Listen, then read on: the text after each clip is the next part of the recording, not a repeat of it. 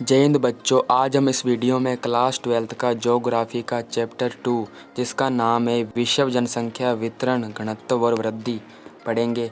इसके जो क्वेश्चन है ना वे आपके बड़े बड़े एग्जामों में पूछ लिए जाते हैं, इसलिए आप इसको ध्यानपूर्वक पढ़ें। इसका पहला टॉपिक है एशिया की जो जनसंख्या के संबंध में जॉर्ज बी क्रेशी की क्या टिप्पणी है। ये आपको याद होनी चाहिए, ये पूछ लिया गया था 2017 में। एशिया में बहुत अधिक स्थानों पर कम लोग और कम स्थानों पर बहुत अधिक लोग रहते हैं, ये आपको याद होना चाहिए। अपना दूसरा टॉपिक है जनसंख्या वितरण। जनसंख्या वितरण का अर्थ है पृथ्वी की सतह पर लोगों का वितरण की व्यवस्था। जनसंख्या को सामान्य रूप से वितरित नहीं किया जा सकता, क्योंकि जो दुनिया की 90% आबादी है ना वह भूमि के कुल 10% पर ही रहती है। इसलिए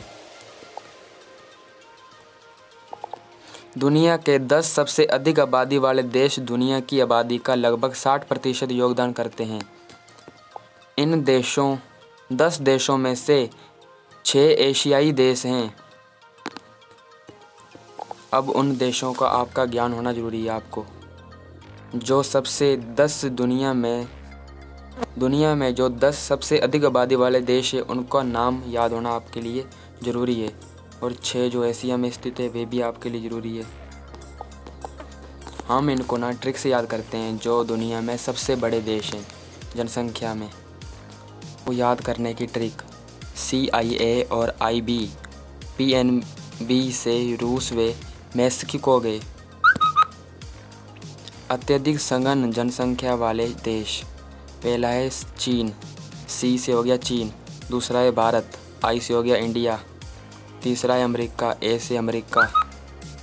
और I से हो गया इंडोनेशिया, और B से हो गया आपका ब्राज़ील। आपका P से हो गया पाकिस्तान, और N से हो गया आपका नाइजीरिया, और B से हो गया आपका बांग्लादेश, और रूस और मैक्सिको आपका तो है ही। अब हम पढ़ते हैं जनसंख्या घनत्व। प्रति एक इकाई क्षेत्र पर निवास करने वाले व्यक्तियों की औसत संख्या को जनसंख्या घनत्व कहा जाता है। इसका मतलब भूमि के आकार के लोगों की संख्या के बीच का अनुपात है।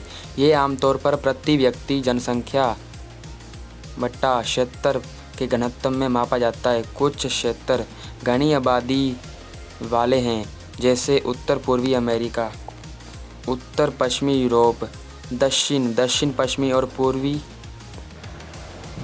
एशिया। कुछ क्षेत्र बहुत कम आबादी वाले हैं, जैसे कि ध्रुवीय क्षेत्रों के पास और भूमध्य रेखा के पास उच्च वर्षा क्षेत्र, जबकि कुछ क्षेत्रों में मध्यम चीन, दक्षिण भारत, नॉर्वे, स्वीडन आदि जैसे घनत्व हैं। इनमें ज़्यादा घनत्व है। अब हम पढ़ते हैं जनसंख्या घनत्व की गणना किस प्रकार होती है। जनसंख्या घनत्व मापने के लिए कुल जनसंख्या को कुल क्षेत्रफल से भाग दिया जाता है। कुल जनसंख्या में ना कुल क्षेत्रफल का भाग देने पर जनसंख्या घनत्व प्राप्त होता है। उदाहरण के लिए मान लीजिए कि किसी देश की जनसंख्या 10 लाख है और वहाँ का जो क्षेत्रफल है ना वह 10,000 वर्ग किलोमीटर है। इसी स्थिति में वहाँ का जनसंख्या घनत्व जो है ना वह 100 व्यक्ति प्रति वर्ग किलोमीटर पर होगा। मतलब जो 100 व्यक्ति है ना वे 1 किलोमीटर के अंडर में रहते हैं। अब नोट करने की बात है, ऐसी क्षेत्र जिनकी जनसंख्या 200 व्यक्ति प्रति वर्ग किलोमीटर से अधिक है उन्हें सघन आबादी वाला क्षेत्र कहा जाता है। अब हम पढ़ते हैं जनसंख्या वृद्धि दर क्या होती है आखिर। किसी क्षेत्र में निश्चित समयावधि में जनसंख्या में होने वाले परिवर्तन को जनसंख्या वृद्धि कहा जाता है। जब जनसंख्या परिवर्तन को प्रतिशत में व्यक्त किया जाता है तो उससे जनसंख्या वृद्धि दर कहते हैं। अब हम जानते हैं जनसंख्या वृद्धि के कितने प्रकार हैं। जनसंख्या वृद्धि के 2 प्रकार की होती हैं। पहली है जनसंख्या धनात्मक वृद्धि, दूसरी है जनसंख्या ऋणात्मक वृद्धि। अब हम देखते हैं कि जनसंख्या की धनात्मक वृद्धि दर क्या है। किन्हीं 2 समय अंतरालों के बीच जब जन्म दर और मृत्यु दर से अधिक हो जाती है तब वह जनसंख्या की धनात्मक वृद्धि कहलाती है। जब जन्म दर है ना जो वह मृत्यु दर से अधिक होएगी तो उसमें जनसंख्या बढ़ेगी, तो इसलिए इसको धनात्मक वृद्धि कहा जाता है।